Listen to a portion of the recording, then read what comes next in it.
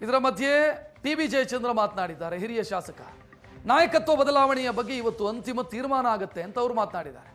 ವರಿಷ್ಠರು ಕರೆದಿದ್ದಾರೆ, ಅಂತಿಮವಾಗಿ ಒಂದು ತೀರ್ಮಾನ ಆಗುತ್ತೆ. 2028ಕ್ಕೆ ಚುನಾವಣೆ ನಡೆಯುತ್ತೆ. ಸಿಎಂ ಯಾರು ಅನ್ನೋದನ್ನ ಪಕ್ಷ ನಿರ್ಧರಿಸುತ್ತೆ.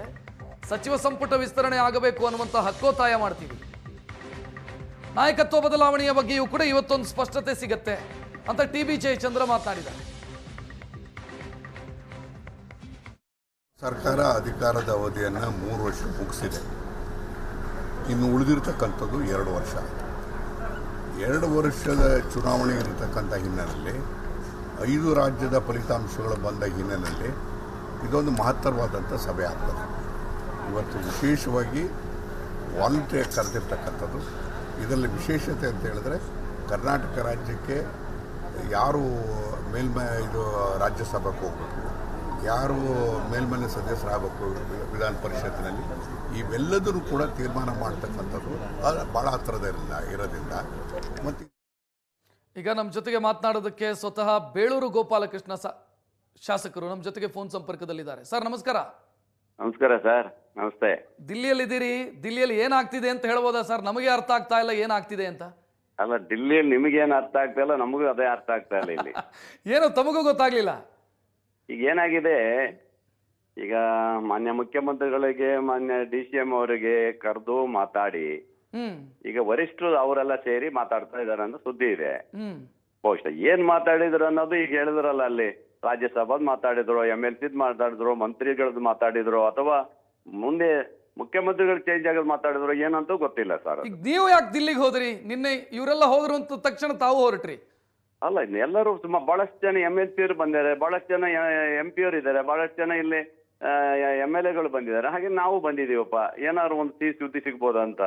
ಸಿಹಿ ಸುದ್ದಿ ಅಂತಂದ್ರೆ ಯಾವ ರೀತಿಯಲ್ಲಿ? ಕ್ಯಾಬಿನೆಟ್ ರೀಶಫಲ್ ಸಿಹಿ ಸುದ್ದಿನ, ನಾಯಕತ್ವ ಬದಲಾವಣೆ ಸಿಹಿ ಸುದ್ದಿನ?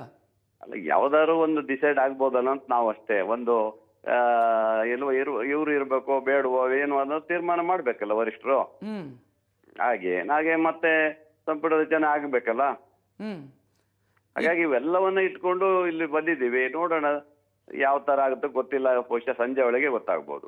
ತಮಗೇನಾದ್ರೂ ಭರವಸೆ ಸಿಕ್ಕಿದೆಯಾ ಬೇಳೂರು ಗೋಪಾಲಕೃಷ್ಣ ಅವರೇ? ತಾವು ಈ ಹಿಂದೆನೂ ಕೂಡ ಹೋಗಿದ್ರಿ, ಇಂತಹ ಸಮಯದಲ್ಲಿ ಕ್ಯಾಬಿನೆಟ್ ರೀಶಫಲ್ ಆಗುತ್ತೆ ಇಲ್ಲ ಹಿಂದೆನೂ ಸಹ ಹೋದಾಗ ವರಿಷ್ಠರು ಹೇಳಿದ್ರು, ಇಲ್ಲ ಕ್ಯಾಬಿನೆಟ್ ಮಾಡ್ಬೇಕು, ಬಹಳ ಜನರಿಗೆ ಅವಕಾಶ ಕೊಡ್ಬೇಕು ಅಂತ ಹೇಳಿದ್ರು. ಬಹುಶಃ ಅದು ಆಗ್ಬೋದು ಅನ್ಸ್ತದ ಲೆಕ್ಕ. ಈಗ ತಮ್ದು ಭಾವನೆ ಏನು, ನಾಯಕತ್ವ ಬದಲಾವಣೆ ಆಗ್ಲಿ ಅಂತ ಕ್ಯಾಬಿನೆಟ್ ರೀಶಫಲ್ ಆದ್ರೆ ಸಾಕು? ನಾವೀಗ ಸದ್ಯಕ್ಕೆ ಅಷ್ಟು ಇದರಲ್ಲೇ ಹೋಗ್ಲಿಕ್ಕಿಲ್ಲ ನಾವು. ಅದು ವರಿಷ್ಠರು ತೀರ್ಮಾನ ಮಾಡ್ತಾರೆ. ಈಗ ನಮಗೆ ಮಂತ್ರಿ ಸ್ಥಾನಗಳನ್ನು ಕಲ್ಪಿಸ್ಕೊಡ್ಬೇಕು ಒಂದಿಷ್ಟು ಜನರಿಗೆ ಅನ್ನೋದು ನಮ್ಮ ಭಾವನೆ. ಸದ್ಯ ಕ್ಯಾಬಿನೆಟ್ ರೀಶಫಲ್ ಆದ್ರೆ ಸಾಕು, ನಾಯಕತ್ವ ಬದಲಾವಣೆ ಎಲ್ಲ ಆಗಬೇಕಾದಂತ ಅಗತ್ಯ ಇಲ್ಲ. ಇಲ್ಲ, ಅದನ್ನು ನೋಡ್ಬೇಕಲ್ಲ. ಅದನ್ನು ಏನಾದ್ರು ತೀರ್ಮಾನ ಹೇಳಿ ಮಾಡ್ತಿರೋ ಮಾಡಲ್ವೋ ಅನ್ನೋದು ಒಂದು ಹೇಳಿದ್ರು ಒಳ್ಳೇದಲ್ಲ. ಒಟ್ಟಲ್ಲಿ ಗೊಂದಲ ಬಗೆಹರಿಲಿ ಅಂತ ಹೇಳ್ತೀರಾ ಹೆಂಗೆ? ಹೌದು, ಯಾಕಂದ್ರೆ ಮುಂದ್ ಬರುವಂತ ಚುನಾವಣೆಗಳು ಮತ್ತೆ ಕಾರ್ಯಕರ್ತರಿಗೆ ಎಲ್ಲರಿಗೂ ಸಮಸ್ಯೆ ಆಗೋದ್ ಬೇಡ. ಯಾವ್ದಾದ್ರು ಒಂದು ತೀರ್ಮಾನ ಆಗ್ಬೇಕು ಅನ್ನೋದು ಉದ್ದೇಶ. ಯಾಕೆ ಇಷ್ಟೊಂದು ಲ್ಯಾಗ್ ಯಾಕಾಯ್ತು ಅಂತ ಅನ್ಸುತ್ತೆ ಬೇಳೂರು ಅವರೇ?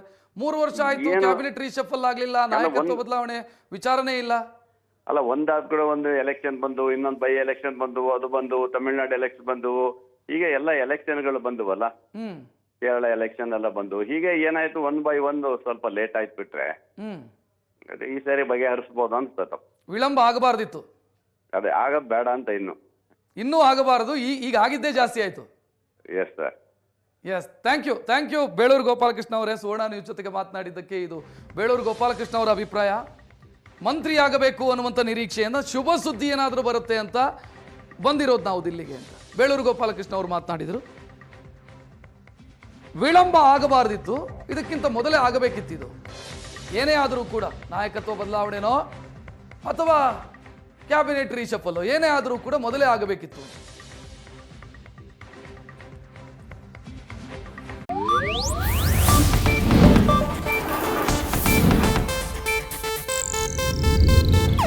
ಇದು ಏಷ್ಯಾನೆಟ್ ನ್ಯೂಸ್ ನೆಟ್ವರ್ಕ್ ಪ್ರಸ್ತುತಿ.